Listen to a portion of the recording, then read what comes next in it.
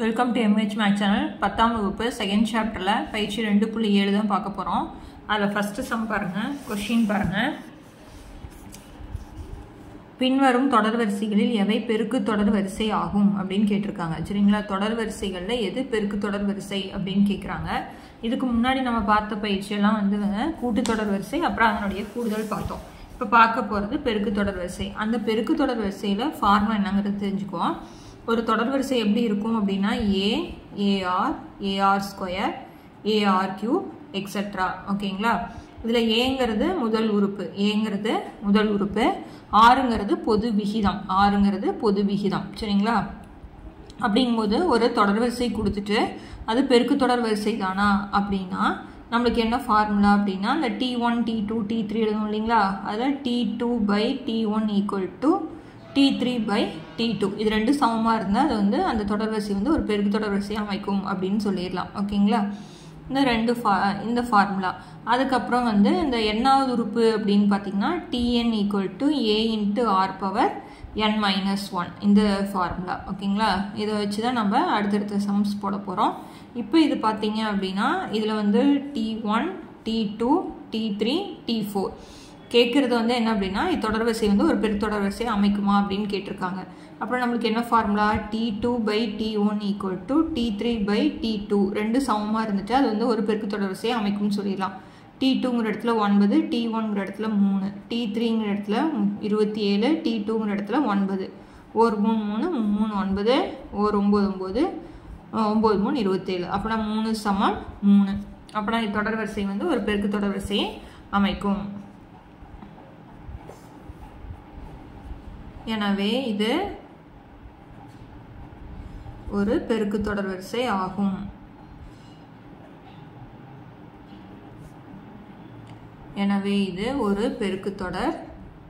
வரிசை ஆகும். அப்படின்னு எழுதிடலாம். ஓகேங்களா, அடுத்தது செகண்ட் சம் பார்க்கலாம். செகண்ட் சம் பாருங்க, 4 44 444 4444 கொடுத்துருக்காங்க. இது T1 T2 T3 T4 அப்படின்னா T2/T1 ஈக்குவல் டு T3/T2. T2ங்கிற இடத்துல 44/4, இங்கே 444/44, இங்கே ஒரு நாள் 4, 11 நாள் 44. இப்போ இதை 4ஆல் அடித்தா 11 நாள் 44, இங்கே 111 நாள் 444 வருங்களா பாருங்கள். ஆனால் இதுக்கு மேலே நம்ம என்ன பண்ண முடியாது, இதை அடிக்க முடியாது. ஓகேங்களா, அப்படின்னா இது ரெண்டும் நம்மளுக்கு சமம் இல்லை, நாட் ஈக்குவல் டு. அப்படின்னா எனவே இது ஒரு பெருக்கு தொடர் வரிசை அல்ல அப்படின்னு எழுதுறோம். பெருக்கு தொடர் வரிசை அல்ல அப்படின்னு எழுதிடுறோம். ஓகேங்களா, அடுத்தது மூணாவது சம் பாருங்க. 0.5 0.05 0.005 இது T1 T2 T3 அப்படின்னா நம்மளுக்கு formula T2/T1 equal to T3/T2. ஓகேங்களா, இப்போ இதில் எழுதணும் அப்படின்னா 0.05/0.5 சமம் T3 0.005/0.05. இப்போ புள்ளி வச்சு வரும்பொழுது நம்ம என்ன பண்ணணும் அப்படின்னா அதை முழு நம்பராக மாற்றி வகுத்தோம்னா நம்மளுக்கு ஈஸியாக இருக்கும். இப்போ இங்கே புள்ளிக்கு அப்புறம் ஒரு ஸ்தானம், இங்கே புள்ளிக்கு அப்புறம் 2 ஸ்தானம். அப்படின்னா எது அதிகம், புள்ளிக்கு அப்புறம் 2. அப்படின்னா 2 0 வர மாதிரி மேலேயும் கீழேயும் எதால் பெருக்கிறோம், 100ஆல் பெருக்கிறோம். சரிங்களா, அதே மாதிரி இங்கே புள்ளிக்கு அப்புறம் 2, இங்கே புள்ளிக்கு அப்புறம் 3ங்கிறதுனால நான் எதால் பெருக்கிறேன், 1000ஆல் பெருக்கிக்கிறேன். ஓகேங்களா, 1000ஆல் பெருக்கிக்கிறேன். ஸோ இது மாதிரி தெரிஞ்சுக்கோங்க நல்லா. இங்கே 2, இங்கே 1, அப்படின்னா எது பெருசு, 2. அப்படின்னா 2 0 வர மாதிரி நம்ம பெருக்கிறோம், அதாவது 100. இங்கே 3 ஸ்தானம் தான் பெருசு, அதனால் 1000ஆல் பெருக்கிறோம். ஓகேங்களா, இப்போ நம்ம இந்த 5 மட்டும் வச்சுக்கோங்க. 5ஐயும் 100ஐயும் பெருக்கணும்னா 500 வருமா, எத்தனை வரும், 500 வரும். இதில் பாருங்கள் 2 ஸ்தானம் தள்ளி புள்ளி வச்சோம் அப்படின்னா 2 0 போயிடும். அப்படின்னா என்ன வரும், 5. இப்படி நீங்கள் சைடில் பெருக்கி கூட பார்த்துக்கோங்க, தப்பு இல்லை. இப்போ இதில் பார்த்தீங்க அப்படின்னம்னா இங்கேயும் 5ஐயும் 100ஐயும் பெருக்கணும்னா நம்மளுக்கு 500 தான் வரும். ஆனால் எத்தனை ஸ்தானம் தள்ளி புள்ளி வைக்கணும், ஒரு ஸ்தானம். அதனால் ஒரு ஸ்தானம் தள்ளி புள்ளி வச்சு நம்மளுக்கு என்னது 50. ஓகேங்களா, புரியணுங்கிறதுக்காக சைடில் போட்டு காமிக்கிறேன். டேரெக்டாக தெரியும்னா போட்டுக்கோங்க. ஓகேங்களா, இப்போ அதே மாதிரி 5ஐயும் 1000ஐயும் பெருக்கணும் நம்மளுக்கு என்ன வரும் 5000 வரும். எத்தனை ஸ்தானம் தள்ளி இப்படி வைக்கணும் 3 ஸ்தானம். அப்புறம் 3 ஸ்தானம்னா நம்மளுக்கு 5 பை அதே மாதிரி இங்கே 5000 எத்தனை ஸ்தானம் தள்ளி புள்ளி வைக்கணும் 1 2 ஸ்தானம் தள்ளி புள்ளி வச்சோம்னா நம்மளுக்கு என்னது 50. அப்புறம் இது 2 அடிச்சு போட்டாலும் 1 தான். இங்கே என்ன வரும் 1 இங்கே 10 ஓரஞ்சு 5 பைத்தஞ்சு 50. அப்படின்னா 1/10 சமம் 1/10. இது ரெண்டுமே சமம். therefore எனவே இது ஒரு பெருக்கு தொடர் வரிசை ஆகும் அப்படின்னு எழுதிடலாம். ஓகேங்களா? இந்த புள்ளி வச்சு வர்றது மட்டும் நல்லா பார்த்துக்கணும். அடுத்த பார்க்கலாம். அடுத்த பாருங்க 1/3 1/6 1/12 அப்படின்னு கொடுத்துட்டாங்க. T1 T2 T3 எழுதிடுறோம். T2/T1 T3/T2. இப்போ 1/6/1/3 இந்த பை பாருங்க இந்த சமத்துக்கு நேராக போடணும். மாற்றி போட்டிங்கன்னா தப்பு. அடுத்தது 1/12/1/6.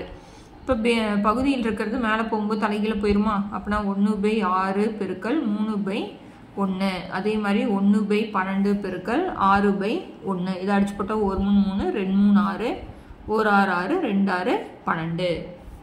ஓகேங்களா? அப்படின்னா என்ன ஆன்சர் 1/2 1/2. அப்படின்னா ரெண்டுமே சமம்.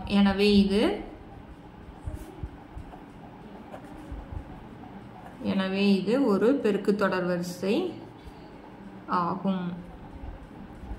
ஓகேங்களா? ரொம்ப ஈஸியானது தான். அடுத்தடுத்த சம் நீங்களா ட்ரை பண்ணி பாருங்கள். தெரியலனா வந்து வீடியோவை ஆன் பண்ணி பாருங்கள். வீடியோவை பாஸ் பண்ணி வச்சுட்டு ட்ரை பண்ணி பாருங்கள். அடுத்த சம் வந்து பார்த்திங்கன்னா 1 -5 25 -125 எக்ஸட்ரா. ஓகேங்களா? அதே மாதிரி போடலாமா? T1 T2 T3 T4 கொடுத்துட்டாங்க. T2/T1 T3/T2. ஓகேங்களா? இப்போ -5/1 இங்கே வந்து 25/-5. இப்போ 1ஆல் வகுத்தா அதே தான் வரும். ஓரஞ்சு 5 5 5 25. இங்கே ப்ளஸ் இங்கே minus plus into minus minus. அப்படின்னா ரெண்டுமே 1 தான். அப்படின்னா எனவே இது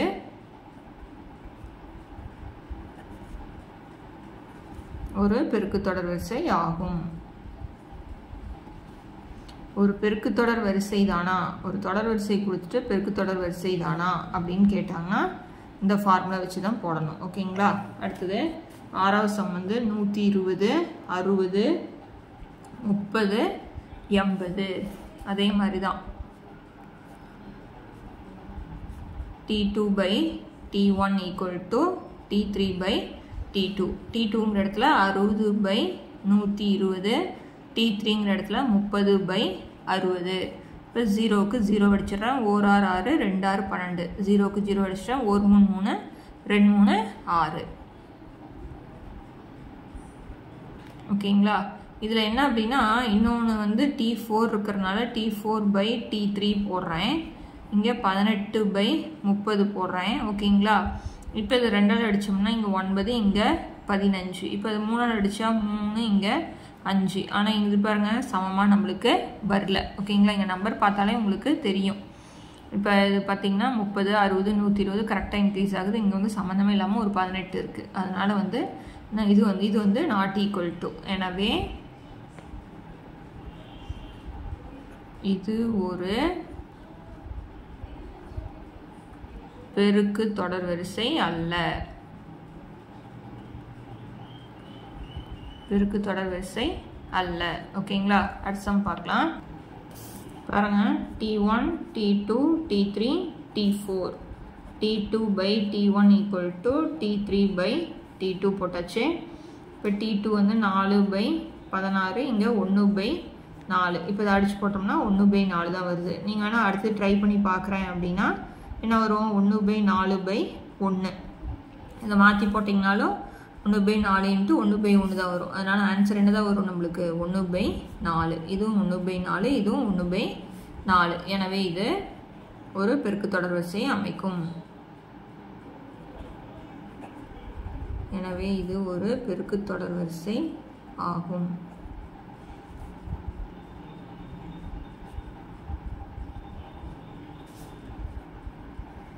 ஓகேங்களா? ஒரு தொடர்வரிசை எப்படி இருக்கும் அப்படிங்கிறத இந்த ஃபார்முலா வச்சு நம்ம பார்த்தாச்சு. அடுத்த செகண்ட் சம் பார்க்கலாம். கொஸ்டின் பாருங்க. செகண்ட் சம், கீழே கொடுக்கப்பட்டுள்ள முதல் உறுப்பு மற்றும் பொது விகிதம் உடைய பெருக்கு தொடர்வரிசையின் முதல் 3 உறுப்புகளை எழுதுக. பாருங்க, முதல் உறுப்பு கொடுத்துட்டாங்க, பொது விகிதம் கொடுத்துட்டாங்க. நம்மளுக்கு என்ன கேட்குறாங்க? பெருக்கு தொடர்வரிசையின் முதல் 3 உறுப்புகளை நம்ம கண்டுபிடிக்கணும். ஓகேங்களா? இப்போ ஃபர்ஸ்ட் சம் பார்க்கலாம். இப்போ ஏ வந்து 6 கொடுத்துட்டாங்க, 6 வந்து நம்மளுக்கு 3ன்னு கொடுத்துட்டாங்க. ஓகேங்களா? நம்மளுக்கு பெருக்கு தொடர்வரிசையினுடைய பொது வடிவம் எப்படி இருக்கும் அப்படிங்கிறது நம்ம ஆல்ரெடி ஃபார்முலா சொல்லியிருக்கோம் இல்லைங்களா? எப்படி? A r square a r cube etcetera. இவங்க முதல் 3 உறுப்பு தான் கண்டுபிடிக்க சொல்லியிருக்காங்க. அப்படின்னா இதுவரை கண்டுபிடிச்சா போதும். அந்த மதிப்பை கொண்டு போய் அதில் பிரதியிட்டா போகிறோம். பாருங்கள், ஃபர்ஸ்ட் இங்கே ஏவா, ஏங்கிற இடத்துல என்ன இருக்குது? 6 போட்டேன். அடுத்து ஏ எத்தனை? 6. 6 எத்தனை? 3 போட்டாச்சு. அடுத்தது ஏ வந்து 6 வந்து 3 ஸ்கொயர். ஓகேங்களா? இங்கே 6 3 18. இங்கே ஸ்கொயர் பண்ணும் 3 9 9 6 54. ஓகேங்களா? அவ்வளோதான் சம்ம. இதுதான் வந்து முதல் 3 உறுப்புகள். அதுக்கு அடுத்த சம்ம, ஏ வந்து √2, ஆர் வந்து √2, ரெண்டுமே வந்து √2ன்னு கொடுத்துட்டாங்க. அப்புறம் நம்மளுக்கு பெருக்கு தொடர்வரிசையினுடைய பொது வடிவம் தெரியும். A r square a r cube. ஓகேங்களா? இப்போ ஏங்கிற இடத்துல என்ன போடணும்? √2. அடுத்தது ஏங்கிற இடத்துல √2 இன்ட்டு √2. பாருங்கள், ஏங்கிற இடத்துல √2 போட்டேன். அடுத்து ஏ இன்ட்டு ஆர், ஏக்கு வந்து √2, ஆருக்கு வந்து √2 போட்டேன். அடுத்து ஏங்கிற இடத்துல √2, ஆறுங்கிற இடத்துல √2 போட்டு ஹோல் ஸ்கொயர் போட்டேன். ஓகேங்களா? √2 மாறாத அப்படியே வச்சுக்கிறேன். இப்போ √2 பெருக்கணும்னா 2 2 4, 2 ஒரு பெருக்கல் தான் அப்படியே பெருக்கிக்கலாம். √4 எத்தனை நம்மளுக்கு? 2 2 4 இல்லையா? அதனால் நான் 2 அப்படின்னு போட்டுக்கிட்டேன். அதே மாதிரி பாருங்கள், இந்த √2 2 தடவை பெருக்குனா நம்மளுக்கு என்ன வரும்? 2 வருமா? அது கூட ஒரு √2 இருக்குது. அப்படின்னா 2 √2 அவ்வளோதான். ஓகேங்களா? √2 பெருக்குனா √4. √4னுடைய வர்க்கமூலம் நம்மளுக்கு என்னன்னு தெரியும்? 2. அதான் இங்கே போட்டுவிட்டேன். இதுக்கு ஆன்சர் பார்த்தீங்கன்னா 2. இந்த 2ஓட √2 பெருக்கி 2 √2ன்னு போட்டிருக்கேன். அவ்வளோதான். ஓகேங்களா? அடுத்த சம்மு, ஏவோட மதிப்பு 1000, ஆரோட மதிப்பு 2/5. இதை போடுறோம். பொது வடிவம் தெரியும். A r square a r cube etcetera. இப்போ ஏங்கிற இடத்துல என்ன போடுறேன்? 1000 போட்டேன். கமா, ஏங்கிற இடத்துல 1000, ஆறுங்கிற இடத்துல 2/5. ஓகேங்களா? அடுத்து ஏங்கிற இடத்துல 1000, அடுத்தது ஆர் ஸ்கொயர் அப்படிங்கனால 2/5 ஹோல் ஸ்கொயர். ஓகேங்களா? இப்போ இந்த 1000 அப்படியே போட்டேன். இப்போ இந்த 4 5 5, 2 5 10, இங்கே 2 0 போட்டேன். இப்போ 200 2 பெருக்குனா எத்தனை? 400. ஓகேங்களா? இங்கே 2/5 வந்து எத்தனை தடவை இருக்குது? 2 தடவை இருக்குது. நான் இப்போ சைடில் போட்டு காமிக்கிறேன் பாருங்கள்.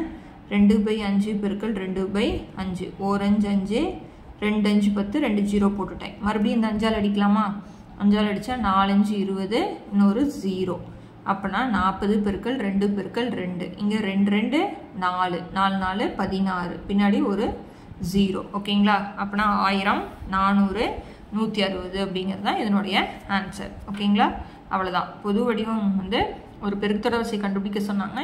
ஏஆர் ஸ்கொயர் இந்த ஃபார்முலா வச்சு நம்ம அப்ளை பண்ணி போட வேண்டியதான். ஓகேங்களா? இந்த சம்மோட அந்த வீடியோ முடிக்கிறேன். அடுத்தடுத்த சம் பார்க்கணும்னா சேனலை சப்ஸ்கிரைப் பண்ணிக்கோங்க. தேங்க்யூ.